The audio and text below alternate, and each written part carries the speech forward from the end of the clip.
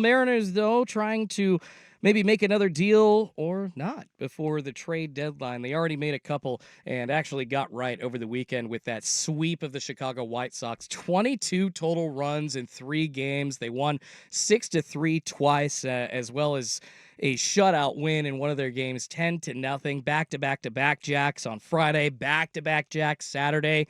Everybody seems like they're hitting home runs right now. Even Mitch Haniger getting in on the action, although you still kind of wonder about the designated hitter position. Mitch Garver, also first base after they let Ty France go. With the call-up of Tyler Locklear, he's basically been just anemic at the plate. I don't think he's even gotten a hit since he got called up. But the Mariners, after that series over the weekend, tied for first place again with the Houston Astros in the AL West. Both teams do sit about a game and a half out of the wild card fight right now. The Red Sox are in that fight, and actually the Mariners are in Boston at Fenway Park starting a series today against them. I think it is a 3-game series. Yeah, 4:10. Yeah, 4:10 first pitch today. Yeah, because and that reminds me of living in Boston, because when I lived there, I was a still diehard Mariners fan watching the West Coast 7:10 first pitches at 10:10. That was tough, dude. It's rough. That was very hard to stay up until 1, 2 p.m. watching, and it was not good Mariners baseball. When it comes to time slots, the East Coast is the worst. It's not even close. Especially for those West Coast schools or teams, but then even like the Super Bowl. When did the Super Bowl start this year for the East Coast? Like 5 or 6:30? Yeah, probably 5 or 6:30. It was a late start, so it's definitely when you hear about like people asking for the day off, like on a game after that. Yeah, the East Coast especially needs that.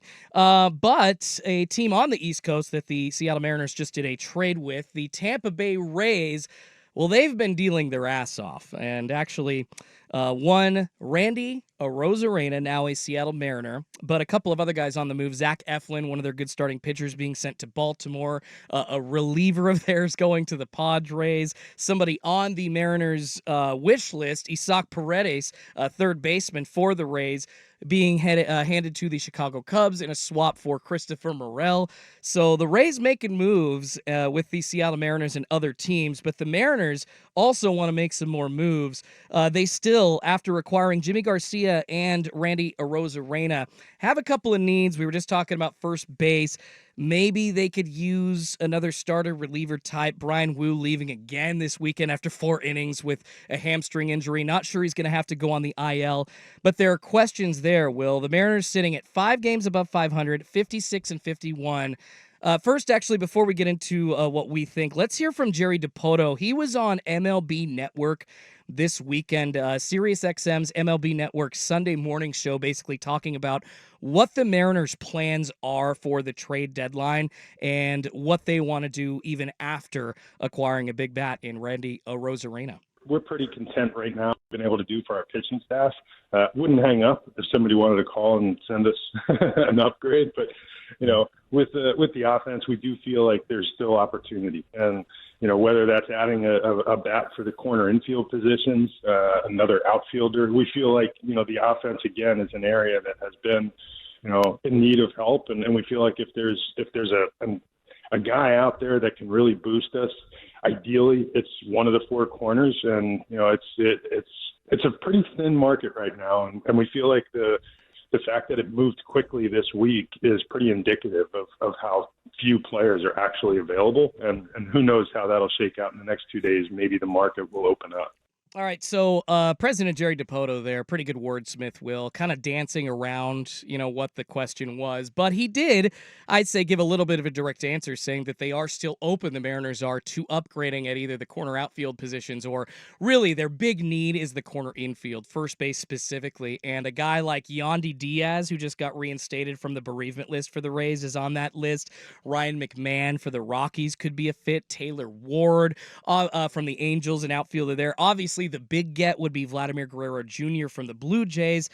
Not sure they're taking calls, and I feel like that would have been included with a Yimi Garcia to Seattle deal. So it sounds like the Mariners are still very active, even according to Jerry Dipoto himself. Do you think they're going to make a move? I hope so. I think they're going to make a move. It's just interesting to see exactly who they're going to end up with by tomorrow at noon. Honestly, at this point, like if they get another person, a first baseman, if you can get Vladdy, that's obviously huge. But if Dipoto doesn't get anyone else, I still feel like it's a victory at the trade deadline. Like, you went out and you got a big name bat in the outfield, a guy that you have for a couple years under contract, that hopefully, if things go well, you can get him re-signed. If you can have Randy Arozearena and you can have Julio in the outfield, and then Robles has been absolutely He's fantastic. been And hitting I almost 400. Right, and I understand that that could just be a flash in the pan, like he's just getting really hot right now in July. That's a great outfield. And hopefully, this last series in Chicago is a sign that the bats are returning. It felt like when I was up there now almost 2 weeks ago on a couple Fridays ago watching them right after the All-Star break, everyone felt a little tight. It almost felt like momentum was going against the Mariners. Yeah. Everyone's trying too hard. Hopefully when you get the new bat in the lineup, everything frees up. You get looser, all of a sudden messages start getting across, because once you start trying to hit, right? Once everything is swing as hard as I can, you're so tight, that's when you have your problems. You need to be playing free. You need to be playing loose. And hopefully this trade and these couple moves that they've made at the deadline has been able to allow the bats to do that, and they can turn it around. You're not going to be a great hitting ball club, but can you at least get into an average hitting ball club? If they could do that, that would be fantastic. Of course, and you need to be a great hitting ball club at the end of the year. I mean, that's a given. You're facing elite relievers essentially in the 7th, 8th, and 9th that are throwing 100 miles an hour basically a piece. Nobody's throwing under 95 anymore, and it's not like the Mariners still are without blemishes in their weekend series. I actually see quite a bit of strikeouts still happening amongst the runs that they scored. It's their favorite thing to do. They struck out at least 20-some times over those 3 games in Chicago against terrible pitchers. So they love to do it. And I, as a Mariners fan, want to say, like, hey, I'm happy that I see my team performing a little bit better here, but all these problems are not solved. And you see kind of the black hole that I've just mentioned. Tyler Locklear's been at the plate. Mitch Garver is literally your worst statistical hitter in Major League Baseball. Bad. You cannot keep trumping him out there at the designated hitter position and expect, whenever he does get a hit like once every 2 weeks or goes 2 for 2 once every 2 weeks, and affects the win that day, that's going to be enough for you. Those at bats, Will, are getting so much more valuable. And that is why, even after the Arozearena acquisition, I'm really working hard to say that correctly, even after Yimi Garcia, which were both much needed, I still feel like the Mariners are sitting on the fence if they don't go out and give whoever they need to give up for another bat. And I'm talking the best, biggest bat that they can get. You should be calling the Blue Jays saying, I will give you Ford, I will give you Brian Wu, and I will give you Colt Emerson or one of my other very, very high-level prospects. Although Harry Ford just got placed, their number 2 prospect, just got placed on the IL with a concussion. So that might hamper the Mariners' efforts to trade him by tomorrow. Teams can still trade for injured players, but it's kind of up in the air at this point. Still 24 hours remaining until the trade deadline. But in my opinion, Will, they are sitting on the fence if they don't go out and get another bat. They are still looking at major holes in their lineup, even when JP and Julio come back. Hey, they got me back in. I'll tell you what. After the Friday game against the Astros, I was kind of out on them. After that series, I was out on the Mariners. You have this collapse. We've seen this song and dance before. I've been alive 26 years. In that time, I only remember one playoff series because I don't remember 2001. I'm too young. Yeah, I barely remember it. So. I remember a lot of blown playoff chances, a lot of opportunities where you're looking at the end of August and, hey, the Mariners are right there. They just need to keep winning at the rate they are, maybe pick it up a little bit, and they find a way to have historic collapses.